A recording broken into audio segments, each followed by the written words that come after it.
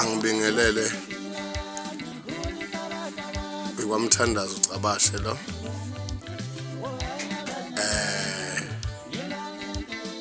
njengoba ke nazi ukuthi uzobe Cape Town mhla 29 to umhla ka 3 izinto seyihlangene bahlali